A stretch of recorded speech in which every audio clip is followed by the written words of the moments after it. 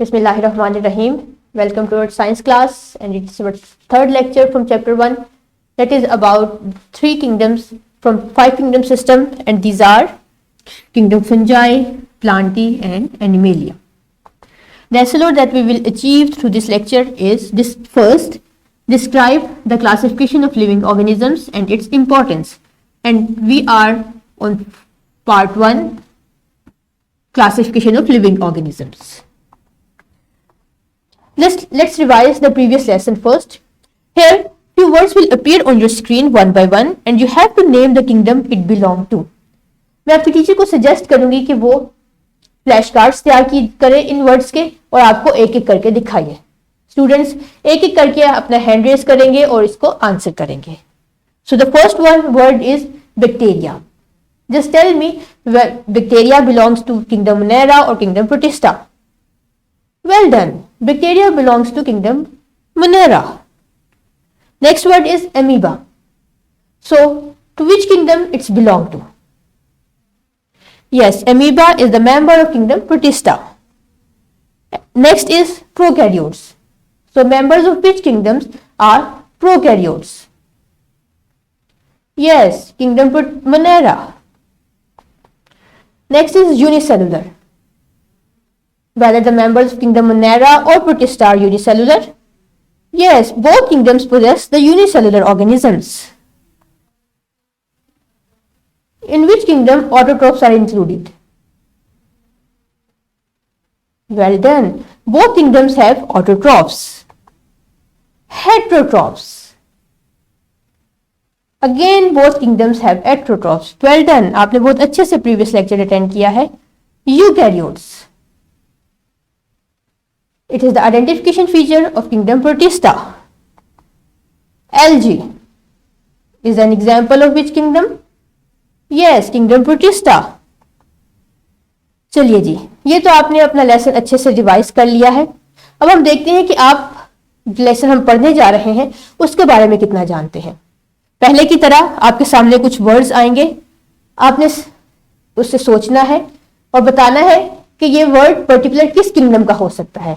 इसके लिए अगर आप अपने जहन में लास्ट लेक्चर में जो हमने एक पिक्चर देखी थी जिसमें हायरार्की दिखाई गई थी या कॉम्प्लेक्सिटी दिखाई गई थी, उसे जहन में लाइए.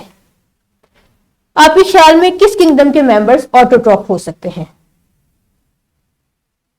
गुड.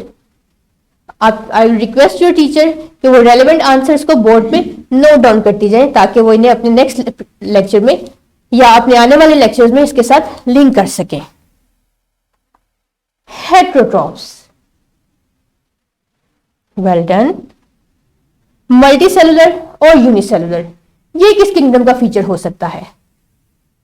फंजाई का, प्लांटी का या एनिमेलिया का? आपकी सहूलत के लिए चले यहां पे हम किंगडम के नाम लिख लेते हैं.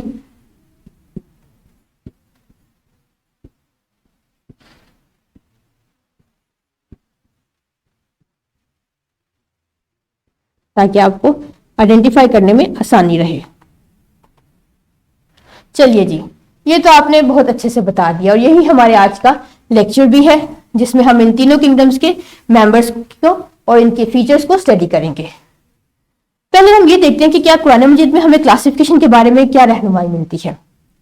On that day means on doomsday, यानी रोज़े क़यामत, when the all will come to pass, जब लोगों के इम्तिहान की घड़ी आएगी, people will be split into groups, तो अल्लाह ताला लोगों को दो ग्रोहों में तकसीम कर देंगे. और वो ग्रोह कौन कौन से हैं?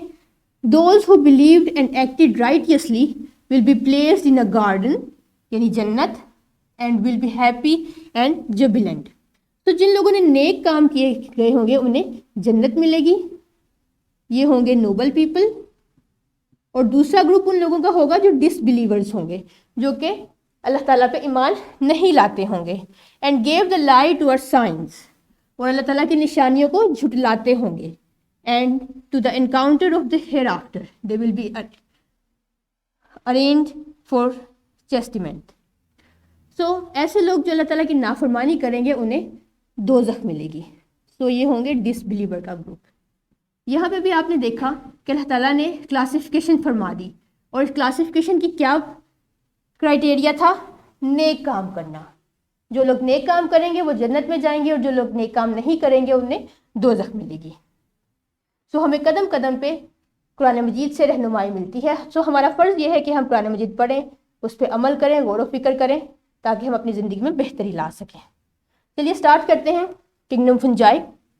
Members of this kingdom are either single celled, unicellular और मल्टी सेलुलर। इसमें दोनों तरह के एनिमल्स शामिल हैं। सिंगल सेल्ड है, इसकी एग्जाम्पल आप बुक पे नोट कर लीजिए, यीस्ट, और मल्टी सेलुलर मशरूम्स, जिसकी पिक्चर आप अपने सामने देख सकते हैं। They have cell wall, they are eukaryotes and dependent on other organisms for their food, therefore they are called heterotrophs। यहाँ पे हमारा वो क्राइटेरिया फुलफिल हो गया जिसमें हमने 3 बेसिस जो थी वो सिलेक्ट की थी और इन पे 5 किंगडम्स को क्लासिफाई किया था। Members of this kingdom undergo both sexual and asexual reproduction. Some common examples are moulds, mushrooms and yeast। Yeast can be seen under microscope because it is unicellular। Rhizopus is a black bread mold and it grows on moist fruit and bread। आपने अक्सर देखा होगा कि आप bread को अगर आप open air में रख दें तो कुछ अरसे बाद उस पर ब्लैक सा सब्सटेंसेस आना शुरू हो जाते हैं, उसकी सरफेस ब्लैक होना शुरू हो जाती है। वो ब्लैक सरफेस असल में एक फंजाई मोल्ड की वजह से है, जिसे ब्रेड मोल्ड भी कहते हैं। ये आपके सामने उसकी पिक्चर भी दिखाई दे रही है।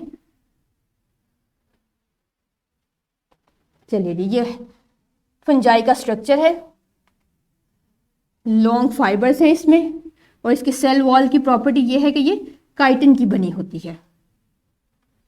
यहाँ पे भी आप देख सकते हैं कि फंगल सेल्स आपस में अरेंज कर देंगे और फिर पूरा ऑर्गेनिजम्स वजूद में आएगा। इसके अलावा फंजाई हमने पढ़ा वो हेट्रोट्रॉप्स है, डेड मैटर से अपना खुराक लेती है। हमेशा आपको मशरूम वहाँ पे उगी मिलेगी जहाँ पे मॉइस्ट प्लेस है, शेडी सरफेस है, शेडी है, और थोड़ा सा वार्म है। यहाँ पे आप देखते हैं कि इसकी कॉम्प्लेक्सिटी किस तरफ मूव करती है। बैक्टीरिया से डेवलप हुए प्रोटिस्टा, और प्रोटिस्टा से की एक्सटेंशन है फंजाई, यानी फंजाई के ज़्यादा फीचर्स प्रोटिस्टा से मिलते हैं। इस कॉम्प्लेक्सिटी चार्ट को आप याद रखिएगा। अब आपने क्या करना है कि फंजाई आपने पढ़ा, ये टेबल अपनी नोटबुक पर ड्रॉ कीजिए, इसका मोड ऑफ न्यूट्रिशन लिखिए, कॉम्प्लेक्सिटी ऑफ ऑर्गेनिजम्स लिखिए, सेल स्ट्रक्चर की कॉम्प्लेक्सिटी लिखिए और इसकी एग्जाम्पल भी दीजिए। फिर हम जब प्लांटी पढ़ेंगे तो इसका प्लांटी का कॉलम फिल करेंगे और फिर एनिमेलिया का। Next is kingdom Plantae, plants, जिसमें सारे के सारे प्लांट्स शामिल हैं। इसका फीचर ये है कि ये यूकैरियोट्स हैं, ऑटोट्रॉप्स हैं। क्यों ऑटोट्रॉप्स हैं? क्योंकि ये अपने लिए फूड खुद प्रिपेयर करते हैं। मल्टी सेलुलर है, एक से ज़्यादा सेल से मिलकर बने हैं, इसीलिए हम इन्हें नेकेड आई से देख सकते हैं। और ये नॉन मोटाइल हैं। Non motile mean do not move from their place.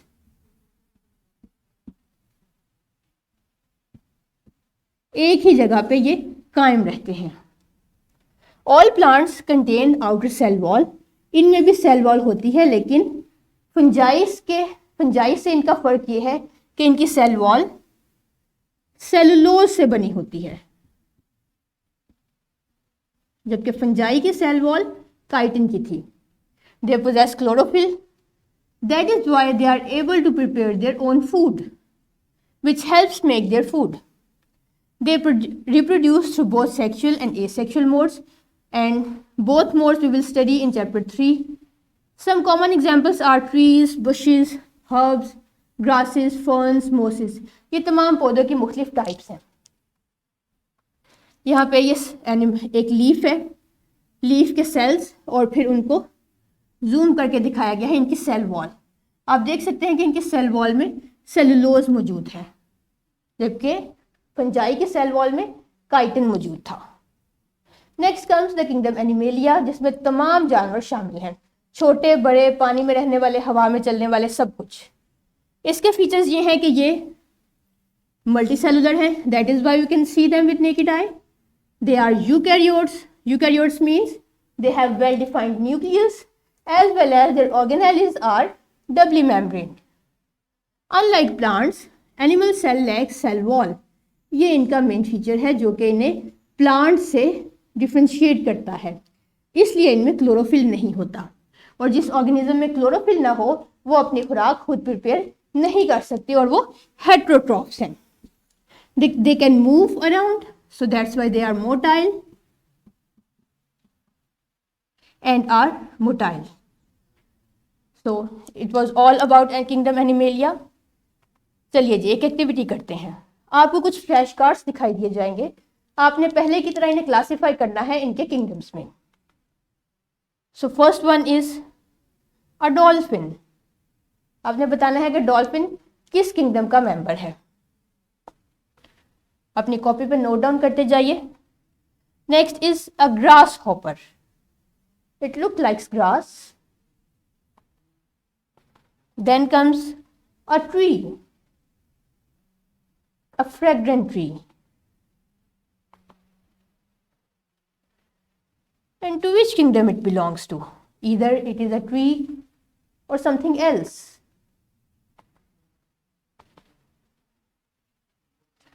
Small cells. यहाँ मैं आपको छोटा सा हिंट दे दूं कि these are microscopic.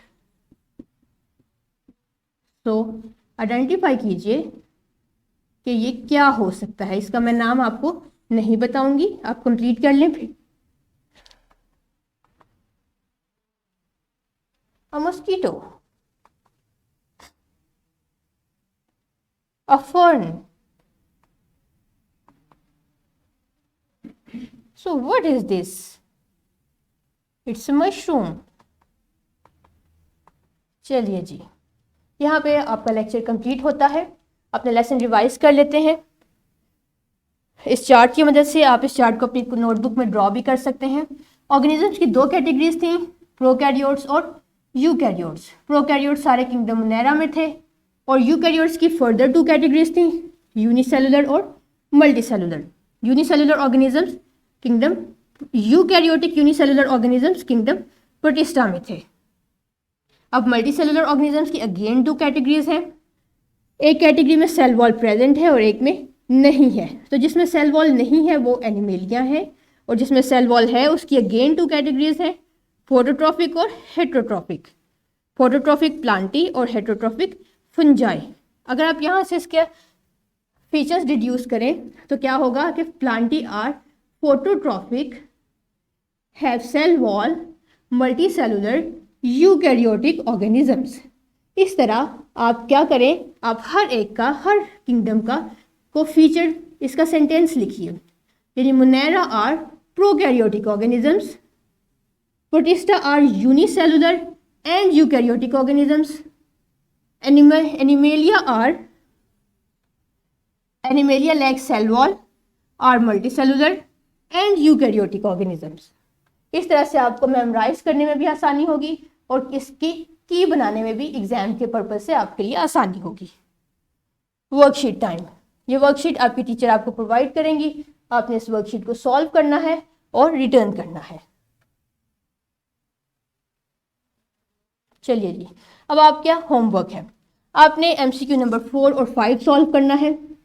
सेक्शन 3 से क्वेश्चन नंबर 3 सॉल्व करना है। सेक्शन D से क्वेश्चन नंबर 1 सॉल्व करना है। आप क्वेश्चन देखिए, पढ़िए, समझिए और इसे हल कीजिए। इसके साथ साथ आपने एक एक्टिविटी भी करनी है कि search about uses of yeast. आपने यीस्ट पढ़ा था जो कि यूनिसेलुलर फंजाई थी, आपने उसके यूजेस को सर्च करना है और 3 प्रोडक्ट्स लिखने हैं जो यीस्ट से बनते हैं। इसके बाद आपने अपनी मदर से पूछना है कि क्या वो अपने खानों में यीस्ट इस्तेमाल करती हैं, अगर करती हैं तो किन किन खानों में इस्तेमाल करती हैं। उन खानों की लिस्ट बनानी है आपने और हो सके तो वो खाने प्रिपेयर करके अपनी फैमिली के साथ शेयर कीजिए। और नेक्स्ट क्लास में हम 5 किंगडम सिस्टम की इंपॉर्टेंस पढ़ेंगे। Until then, Allah Hafiz.